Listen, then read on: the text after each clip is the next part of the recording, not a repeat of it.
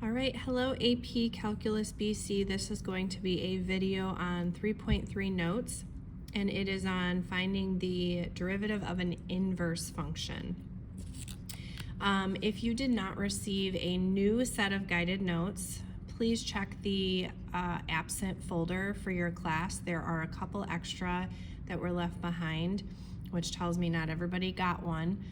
So double check, grab an extra if you didn't pick one up yesterday.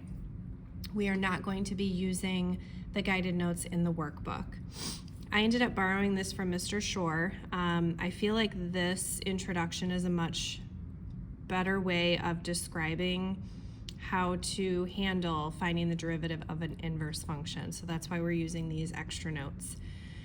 So it says to investigate the relationship of the derivative of a function with the derivative of its inverse. And we're going to arrive at a general rule for efficiently finding the derivative of an inverse. So we're going to start with looking at the function h of x, which is defined as x squared plus 3. Number one is to produce a quick sketch of the graph. So I went ahead and did that before I started. And number two says find h prime of 2, and then also sketch the tangent line to the graph of h at x equals 2. Well, in order to find h prime of 2, I'm going to first find h of x. So we're just going to find the derivative by using the power rule. That's pretty easy. We just get 2x. And then by substituting in h prime of 2, I have 2 times 2, which is of course 4.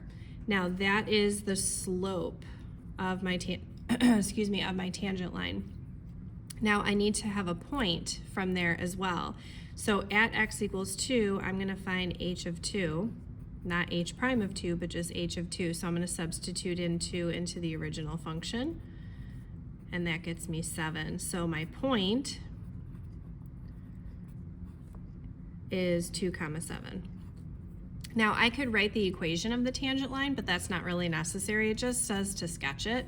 So I'm going to go ahead and plot the point 2, 7, which technically is already plotted, okay? And then I'm going to use the slope of 4 to create a line, a tangent line. So from here, I'm going to go down 1, 2, 3, 4 over 1. I can do it again to be efficient. And it's helpful to see the y-intercept as well. And then I can go ahead and connect those dots. I'm going to use a Post-it here to try to make it as straight as possible. All right, there's my tangent line at x equals 2, okay? All right, so now it says produce a quick sketch of the graph of h inverse of x. Well, in order to do the graph, we have to find the equation, or this is one of the ways where you can find the graph. So I'm going to go ahead and find the inverse of h of x. What I'll first do is I'll turn the h of x into a y, and then I'm going to switch the x and the y, and then I'm going to solve for y. So I have x minus 3 equals y squared, square root both sides, and that gets me plus or minus the square root of x minus 3 equals y.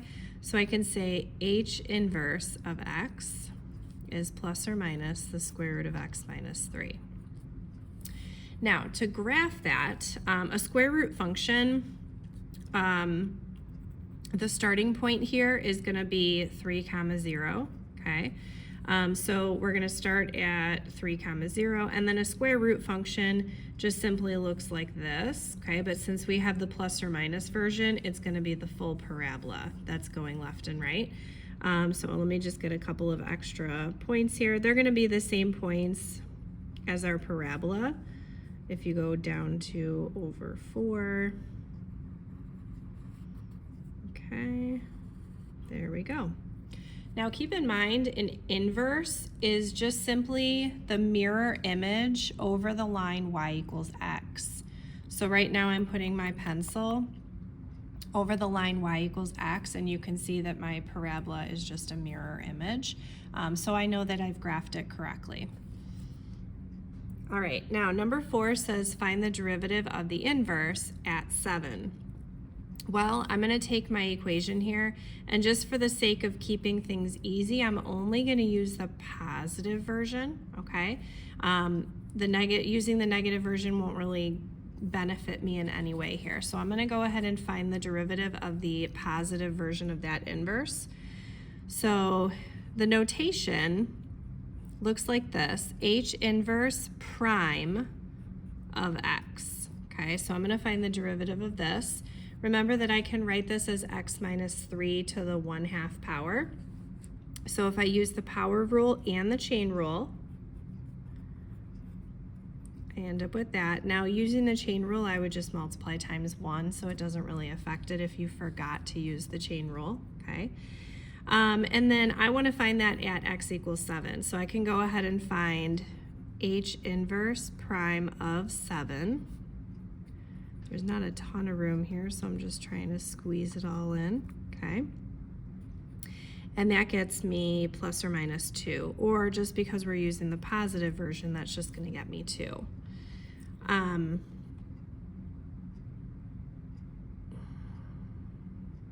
sorry, hold on. My mistakes, I was looking at something wrong on my answer key off to the side here.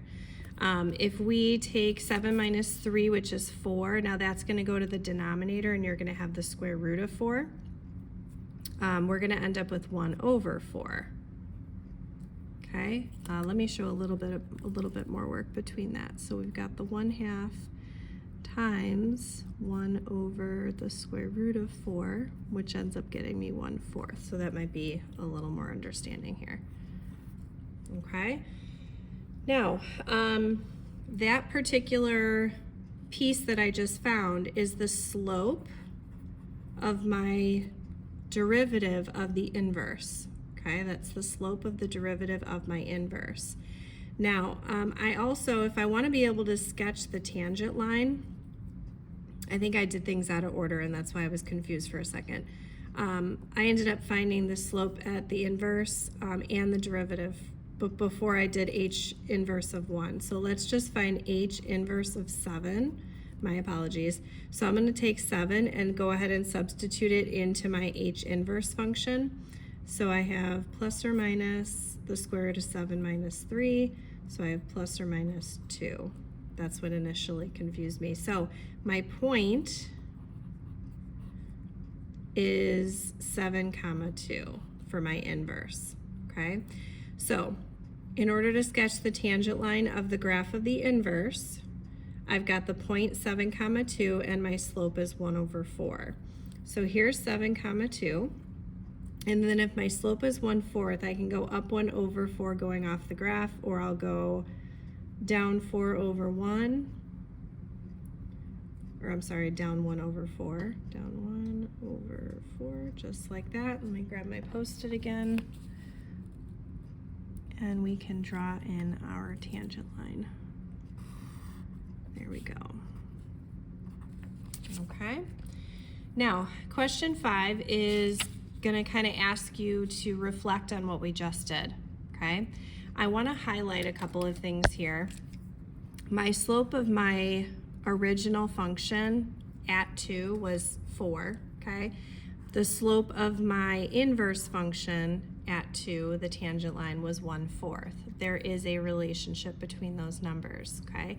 The other thing I want to highlight is that the point was 2, 7 for the original function, and then for the inverse function, the point was 7, 2. There's another relationship between that as well, okay?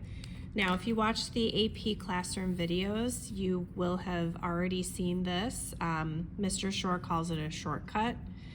For me, it's really confusing to look at and to really think about. So I want to jump right into the examples and show you a much more elementary way of thinking about this shortcut, okay? All right, so we're gonna look at the example at the bottom of the worksheet. It says, use the shortcut arrived at above to determine the derivative of the inverse, which we're given this equation, at the point where f of 1 equals 2. So what I'd like you to do is to set up a chart. Our first row is gonna be x, y, and m. Okay, and then we're gonna have f for that row, and then f inverse for the bottom row, okay? So our original function, we have an x and a y value and a slope. Our inverse function, we have an x value, y value, and a slope, okay? So for the point that they give us here, they tell us f of 1 equals 2. So I know that when x is 1, y is 2 for the original function, okay? And we're going to use what we learned up here is that for the inverse and for the original, the points are of course switched. That's something that you learned way back in Algebra 1, okay? For the inverse, the points just simply flip-flop, okay? Now, in order to find the slope, we have to find the derivative, okay? So we're going to find the derivative of the original function just using the power rule, okay? Not terrible. Now we're going to find the derivative at the x value that we were found, or that we were given for the point that was provided. So we have 5 times 1 to the 4th plus 2. That equals 7, okay? Now, my answer to the question is here because I want the derivative of the inverse. In other words, I want the slope of the inverse, okay? And what we learned up here, and what we kind of find out from the shortcut, is that the slope of your original and the slope of your inverse are reciprocals of each other. Be careful not to do opposite reciprocals, it's just simply reciprocal. So 1 over 7 is your overall answer. Okay, so I can say f inverse prime of 1 equals 1/7. All right, now it says, why is it essential to use the shortcut for this example? Well, if we were to try to find the inverse of this function, it would be really, really messy. So the shortcut, AKA this definition that's given here, is extremely helpful. So let's try a couple more examples, and then we will give it a try as far as using this shortcut. All right, so let me make sure I'm lined up here. Okay, on the back, example, let f and g be functions that are differentiable everywhere. If g is the inverse of f, and if g of -2 equals 5 and f prime of 5 equals -1/2, then g prime of -2 is what? Okay, I want to point out that since f and g are inverses of each other, g is the inverse of f, and they give us a point here, g of -2 equals 5. This is the x value for g, which remember is just the inverse of f. So this here is really meaning 5, -2 on f, right? If I flip the points, this is my x value, this is my y value for the function f. So let's go ahead and make our chart off to the side. I've got x, y, and m, f, and f inverse. Now, because this is technically not f inverse, I'm going to put or g, right? Because f inverse is defined as g here. If that helps, otherwise you can just write g if you like. So if we are talking about the point 5, -2 on f, I can go ahead and put 5 here and -2 here. Okay, that means that on my inverse, it's -2, 5. Now, I'm also told that f prime of 5, this means my slope, right? This here is my slope.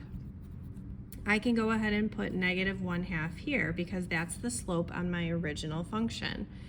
And then to find g prime of 2, in other words, find the slope of the inverse function, I just simply take the reciprocal of it, and that ends up being -2. So the correct answer is E. All right, the last question has us being given a table, okay, and it says find g prime of 3, okay. We are being told that we are given f of x, and f prime of x values, but it's also important to note that g is just simply the inverse of f, okay? So if we want to find g prime of 3, I'm going to make my little table.